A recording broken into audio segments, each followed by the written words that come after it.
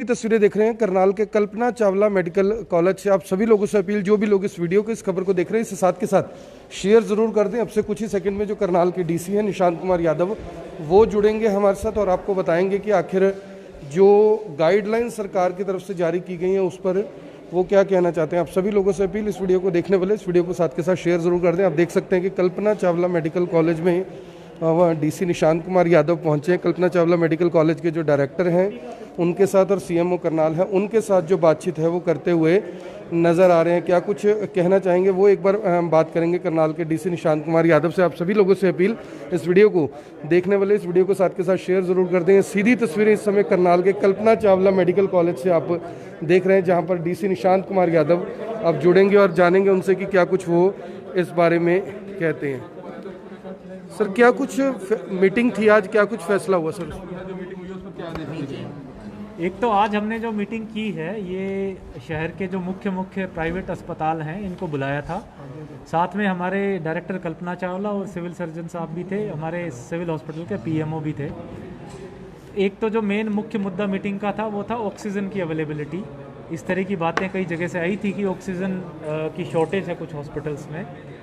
तो उसमें हमने एक हमारे जो सीईओ हैं जिला परिषद के, उनको नोडल अधिकारी भी बनाया है पूरे ज़िले में ऑक्सीजन सप्लाई इंश्योर करने के लिए, और जो ऑक्सीजन सप्लायर हैं उनको भी मीटिंग में बुलाया था।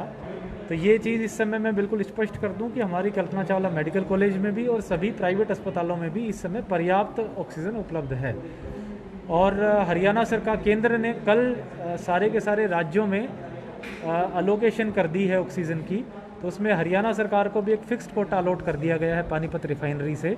उसके तहत हमारे ज़िले की जो आज की रेट में रिक्वायरमेंट है वो पर डे लगभग 15,000 लीटर ऑक्सीजन की रिक्वायरमेंट है। वो 15,000 लीटर की एक गाड़ी हमें हर रोज़ अभी तक मिल भी रही है और आगे भी हम इंश्योर करेंगे मिलती रहेगी।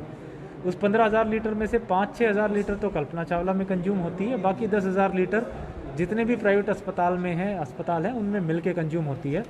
तो एक तो मैं ये बिल्कुल स्पष्ट करूं कि ऑक्सीजन की उपलब्धता अभी जिले में पर्याप्त है और आगे भी हमेशा पर्याप्त रहेगी, कोई दिक्कत नहीं है। प्राइवेट हॉस्पिटल में जो बेड्स बनाने की बात की गई है वो क्या सिस्टम रहेगा, एक जनरल वार्ड बनाया जाए इसको लेकर? दूसरा एक हमने जो प्राइवेट अस्पताल हैं अभी हमने फैसला लिया है कि जितने भी उनके बेड्स हैं, अगर नॉन आईसीयू बेड्स हैं तो 50% वो रिजर्व करेंगे कोविड के लिए। पहले ये 20% था, अब 50% हम रिजर्व करवाएंगे कोविड के लिए।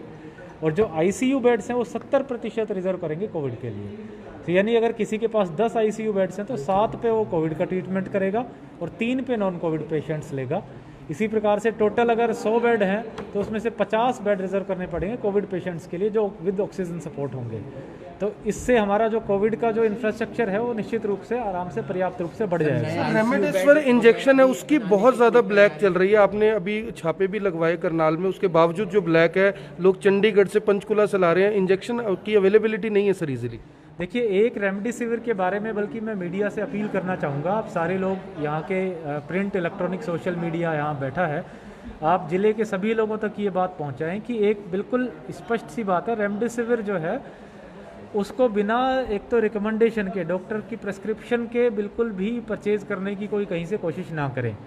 सेंट्रल गवर्नमेंट ने भी, हेल्थ एक्सपर्ट्स ने भी, और मुझे बताया गया कि एम्स के डायरेक्टर हैं डॉक्टर गुलेरिया, उन्होंने भी स्पष्ट किया है कि रेमडेसिविर कहीं भी ये मेंशन नहीं है कि कोरोना के लिए कोई रामबाण है या कोरोना के लिए कोई बहुत रिकमेंडेड है। तो जब तक डॉक्टर प्रेस्क्राइब ना करे, रेमडेसिविर के पीछे ना भागें। हमने सभी, इनफैक्ट जो प्राइवेट हॉस्पिटल के लोग आए थे सबने भी यही कहा कि पता नहीं क्यों लोगों में बहुत ज़्यादा रेमडेसिविर की डिमांड है, जबकि उसके कई बार पेशेंट्स को ज़रूरत ही नहीं होती या उसका कोई फ़ायदा ही नहीं है। तो हमने डॉक्टर्स को भी ये कहा है कि वो बहुत सोच समझ के उसका प्रेस्क्रिप्शन करें।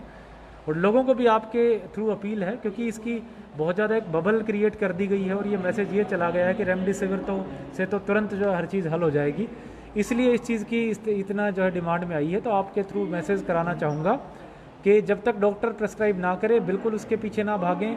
ये कहीं भी सिद्ध नहीं हुआ है या कहीं भी नहीं बताया गया है कि रेमडेसिविर जो है इसके लिए कोई परमानेंट इलाज है। नए आईसीयू बेड बनाने की जो बात चल रही है उसको लेकर कहाँ तक पहुँचा है? तो जिले में जो एक तो नॉन आईसीयू बेड्स हैं उनकी अवेलेबिलिटी तो अभी पूरी है हमारे पास, लगभग 370 बेड्स में से 40% के अराउंड अवेलेबल है हमारे पास। We are comfortable. जो आईसीयू बेड्स हैं हमारी आज तक वहाँ दिक्कत थी, लगभग 100 बेड्स थे और लगभग 90-95% भरे हुए थे। आज हमने कल्पना चावला में 10 नए बेड तैयार किए हैं, कल सुबह से हम इसको ऑपरेशनलाइज कर देंगे। और 50 नए बेड जो है, नए मॉनिटर हमने खरीदे हैं, कोशिश करेंगे 2 दिन के अंदर कल डिलीवरी अगर आ जाती है तो परसों तक उनको भी ऑपरेशनलाइज करेंगे। बाजार तो इस प्रकार से करनाल के कल्पना चावला मेडिकल कॉलेज में सिर्फ 100 बेड का आईसीयू हमारा बन जाएगा। प्राइवेट की क्षमता अगर हम जोड़ देंगे तो टोटल 160 से 170 बेड का आईसीयू बन जाएगा, जो हमारे लिए काफ़ी पर्याप्त रहेगा। ऑक्सीजन सिलेंडर नहीं मिल रहा सर, ऑक्सीजन सिलेंडर की काफ़ी ब्लैक हो रही है। ऑक्सीजन सिलेंडर के लिए जैसे मैंने बताया कि हमने अभी सप्लायर से भी मीटिंग में बुलाया हुआ था। एक करनाल की डिमांड 15,000 लीटर की है, 15,000 लीटर की एक गाड़ी सप्लायर ने एश्योर किया है कि डेली देगा और हम एंश्योर कराएंगे। आज की डेट में भी जितने भी प्राइवेट हॉस्पिटल्स थे सबने बताया है कि कंफर्टेबल है उनकी पोजीशन और आगे भी ये मिलती रहेगी। जो लोग घर पे आइसोलेट है उनको महंगे लेने पड़ रहे हैं। 1700 रुपये का सिलेंडर मिल रहा है जो परसों 550 रुपये का था। देखिए, अगर कोई एक्सेसिव रेट्स चार्जिंग हो रही है, क्योंकि सरकार ने रेट्स फिक्स किए हैं, एक्सेसिव रेट चार्जिंग है तो हम उस पर, चाहे वो सिलेंडर्स हो या और कोई मेडिसिन भी हों, एंटीवायरल मेडिसिन भी हों, ड्रग्स हों, उन पे भी हम छापा मारेंगे, सख्ती करेंगे। जहाँ तक बाज़ार की बात आती है, आज आप लोगों को मालूम होगा कि हरियाणा सरकार ने एक नई गाइडलाइन जारी की है। 6 बजे के बाद मार्केट भी बंद होंगे, नॉन इसेंशियल चीज़ें सारी की सारी बंद होंगी। नॉन इसेंशियल से मेरा मतलब है कि चाहे कोई भी सोशल फंक्शंस हैं, रिलीजियस हैं, कल्चरल हैं, पॉलिटिकल हैं, स्पोर्ट्स हैं, सारे के सारे फंक्शंस बंद होंगे। उसमें जितने भी कोई जागरण है, मंदिर के प्रोग्राम हैं, या किसी का शादी का, रिंग सेरेमनी का, एंगेजमेंट का प्रोग्राम है, या और कोई राजनीतिक रैली है, सारी चीज़ें 6 बजे बाद बंद कर दी गई हैं। इसेंशियल चीज़ों में जो बात आती है, जो चीज़ खुलेंगी वो हमारे अस्पताल, dispensaries, ATMs, petrol pumps, medical shops, ये चीज़ें खुलेंगी। सर, मैरिजेस की जो बुकिंग्स जो है शाम की कराई हुई है, जैसे 10 बजे कर्फ्यू से पहले, नाइट कर्फ्यू से पहले की थी, क्या उनको भी चेंज करना पड़ेगा? बिल्कुल, जितनी भी अब जो परमिशंस दी गई हैं वो अकॉर्डिंगली गवर्नमेंट के डायरेक्शन से कल से ऑर्डर्स इफेक्ट होंगे। सो गवर्नमेंट के डायरेक्शन से 6 बजे से पहले करनी पड़ेगी। 6 बजे के बाद कोई भी जो है गैदरिंग अलाउड नहीं होगी। ट्वीट किया गया उसमें तो ये लिखा गया है कि अगर किसी को परमिशन चाहिए तो कंसर्न SDM देंगे, तो उस केस में जो शादी है कुछ ऐसा उसमें मिलेगी या परमिशन या नहीं जो मिलेगी? परमिशंस है वो बिल्कुल 6 बजे के बाद कोई परमिशंस नहीं मिलेंगी।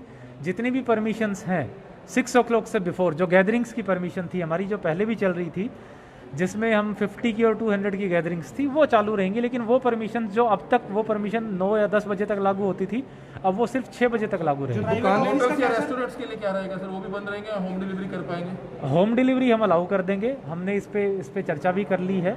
रेस्टोरेंट्स, होटल्स, ढाबे, सारी चीज़ें नॉन इसेंशियल आती हैं वो 6 बजे तक बंद हो जाएंगे। होम डिलीवरीज हैं वो हम 10 बजे तक अलाउ करेंगे। प्राइवेट ऑफिस सर, सरकारी दफ्तर, स्कूल, कोचिंग, सारे सेंटर 6 बजे तक बंद हो शराब के ठेके जाएंगे। और दूध की डेयरी, दूध की डेयरी भी हम इसेंशियल कमोडिटीज़ में आती हैं तो हम इसको अलाउ करेंगे।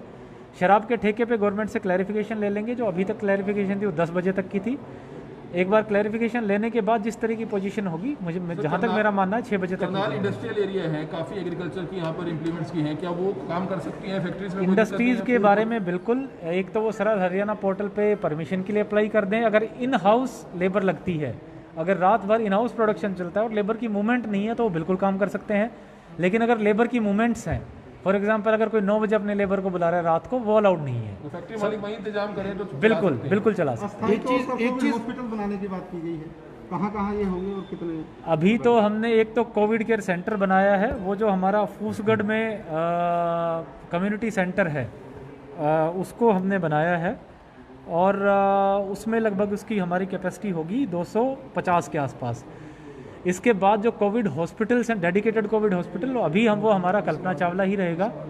अगर इसमें हमें ज़रूरत महसूस होती है कि किसी प्राइवेट अस्पताल को भी रिक्वेशन करा जाए, हम वो करेंगे।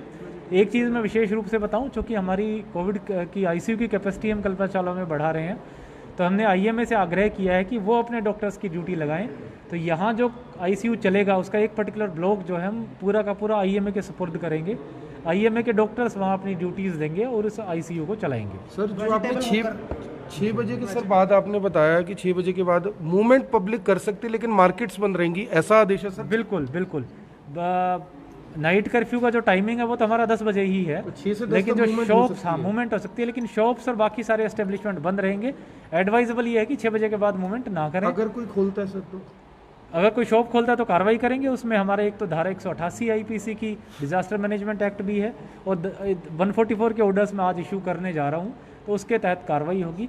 वेजिटेबल की एक जो बात आई थी उसमें भी मैं स्पष्ट करूँ, 6 बजे के बाद कोई वेजिटेबल वेंडर्स वेजिटेबल नहीं बेचेगा।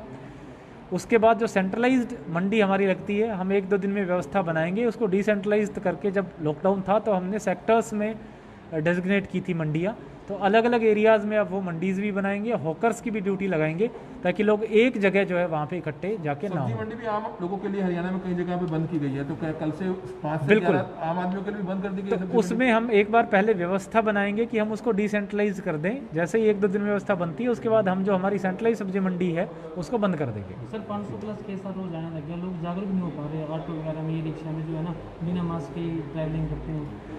सबसे मेरा आग्रह है, रिक्वेस्ट है कि अब सिचुएशन बहुत अलार्मिंग है। करनाल में भी जैसे मैंने बताया आईसीयू बेड्स की अवेलेबिलिटी बहुत कम हो गई है, और दिल्ली में, पूरे एनसीआर में, पूरे भारत में बड़ी परेशानी है। तो अगर हम अब नहीं संभलेंगे तो सिचुएशन बहुत ख़तरनाक हो सकती है। इसलिए ज़रूरी कार्य से ही बाहर निकलें। ज़्यादातर एक्टिविटीज़, स्कूलें हैं, शॉप्स है, जैसे बताई गई 6 बजे बाद बंद हो गई, स्कूल्स मई एंड तक बंद कर दी गई हैं। तो कोई भी गैर ज़रूरी काम के लिए बिल्कुल बाहर ना जाएं। ये कहा जाता है कि स्टॉकिस्ट के ऊपर कालाबाजारी के ऊपर कार्रवाई होगी, लेकिन लोग अभी से, जैसे पहले इंजेक्शंस की कालाबाजारी शुरू हुई थी, आपने कार्रवाई की उसके बाद, लेकिन अब बीड़ी के ऊपर भी अगर बात करें, बीड़ी भी जो है ब्लैक में बिक रही है, करियाना भी जो है वो भी जो है काफ़ी ज़्यादा महंगे दामों पर बिक रहा है। ऐसे सभी चीज़ें जो है महंगी हो रही हैं, तो उसको लेकर किस तरह के इंतजाम रहेंगे, कार्रवाई होगी? पिछली बार भी कोई सख्त एक्शन किसी के खिलाफ हुआ नहीं, अगर सख्त एक्शन हो तो निश्चित तौर पर जो लोग ऐसा करते हैं वो ना कर पाए। बिल्कुल, तंबाकू शॉप्स हैं या हमारे लिकर शॉप्स हैं, इनकी कालाबाजारी की खबरें जो है वो अभी भी हमारे नॉलेज में आई हैं। टीम गठित करके इस पे पूरा एक्शन लिया जाएगा। पूरा प्रशासन का अब जो फर्स्ट, क्योंकि हमारा प्रोक्योरमेंट लगभग पूरा हो गया है, तो पूरे प्रशासन का पूरा जोर जो है वो कोविड कंट्रोल पे रहेगा। अलग अलग टीमें बना के ज़रूर छापा लगाएंगे, कार्रवाई करेंगे। सभी मीडिया साथियों से अपील रहेगी कि ये जो एक तो हमारी जो बेड अवेलेबिलिटी की जो पोर्टल है उसको समय समय पे आप पॉपुलराइज करें, क्योंकि उसका लाइव अपडेशन है, ताकि लोगों में पैनिक ना फैले कि बेड्स ख़त्म हो गए, ऑक्सीजन ख़त्म होगी। अगर हम लोगों में ये विश्वास दिला पाएँ कि हमारे पास पर्याप्त मात्रा में बेड अवेलेबल हैं, तो लोग कम से कम पैनिक नहीं करेंगे, नंबर 1। नंबर 2, जो कोविड अप्रोप्रिएट बिहेवियर है, बाहर ना निकलना, मास्क पहनना, सोशल डिस्टेंसिंग मेंटेन करना, वो भी मैं मीडिया के साथियों से आग्रह करूंगा कि लोगों तक पहुंचाएं।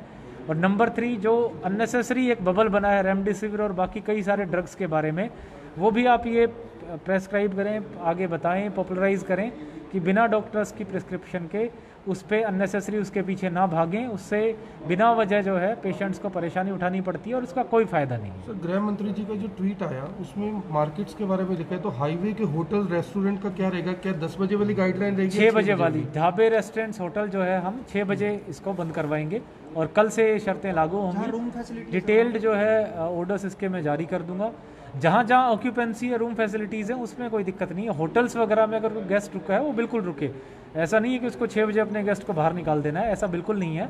लेकिन जो चीज़ें मूवमेंट से लिंक करती हैं लोगों की, उसको कर्ब करना है। एक आपने सर क्लियर है बैंकेट्स के लिए कि 6 बजे के बाद मैरिजेस नहीं कोई होंगी, जो प्रोग्राम दी गई थी वो रद्द हो गई है। बिल्कुल, वो लागू हैं, लेकिन 6 बजे तक लागू हैं। जो पहले 10 परमिशन 10 बजे तक लागू थी, वो अब 6 बजे तक। सर, एक आपने आग्रह किया था 1950 नंबर के लिए, उस दिन एक वीडियो जारी किया था, आज बता दीजिए 1950 नंबर पे क्या क्या चीज़ें हो पाएंगी, और हॉस्पिटल्स के जो आपने रेट निर्धारित किए हैं उसके लिए थोड़ा सा बता दीजिए। बिल्कुल, आज एक तो प्राइवेट अस्पतालों के साथ जो मीटिंग हुई उसमें हमने उनसे डिटेल में डिस्कस किया है कि और उनको बताया है, और सबने आश्वासन दिया है कि उन रेट से वो रखेंगे, उन्हीं रेट्स पे पेशेंट से चार्ज करेंगे, उससे ज़्यादा चार्ज नहीं करेंगे।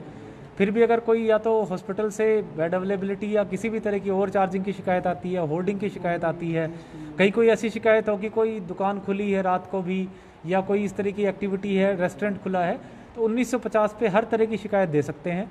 अभी हमने वहाँ 2 फ़ोन रखे हुए हैं, लैंडलाइन फ़ोन्स रखे हैं, आगे उनकी संख्या बढ़ा के 5 या 6 कर देंगे। 24 आवर ऑपरेटर्स की वहाँ ड्यूटी रहेगी, उनको प्रॉपर ब्रीफ कर दिया गया है। हर एक शिकायत का लॉग रखा जाता है बाकायदा, तो जो भी आप शिकायत देंगे उस पर एक्शन होगा। स्कूल सर बंद रहेंगे, प्राइवेट और सरकारी? बिल्कुल, 31 मई तक। टीचर्स के लिए भी सर? सबके लिए 31 मई तक बंद रहेंगे।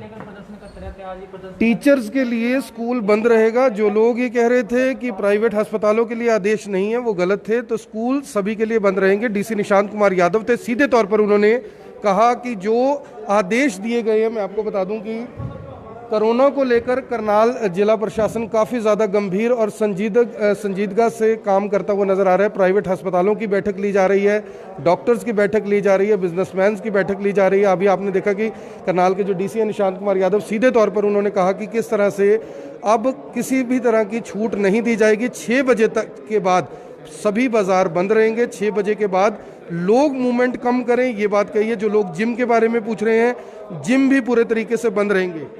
6 बजे के बाद सिर्फ और सिर्फ रेस्टोरेंट्स को परमिशन दी गई है, उन होटल्स को परमिशन दी गई है जहां पर रेस्टोरेंट बने हुए हैं, और सीधे तौर पर यह कहा गया है कि वो सिर्फ होम डिलीवरी कर पाएंगे 6 बजे के बाद।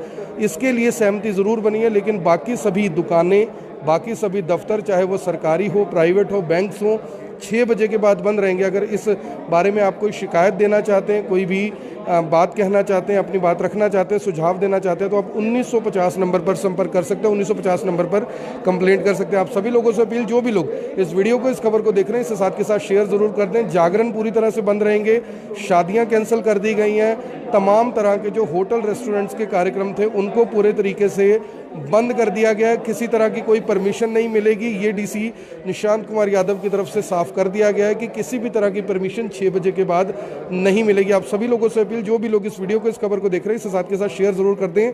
जो लोग ये जानना चाहते हैं कि सुबह जिम के टाइमिंग क्या रहेंगे, तो मैं बता दूं कि रात को 10 से लेकर सुबह 5 बजे तक नाइट कर्फ्यू के आदेश दिए गए हैं। और ऐसे में नाइट कर्फ्यू, अगर मैं आपको बता दूं कि अगर नाइट कर्फ्यू रहता है तो उस दौरान भी कुछ नहीं खुल पाएगा। 5 बजे के बाद ही आप घर से बाहर निकल पाएंगे, सैर कर पाएंगे, जिम जा पाएंगे।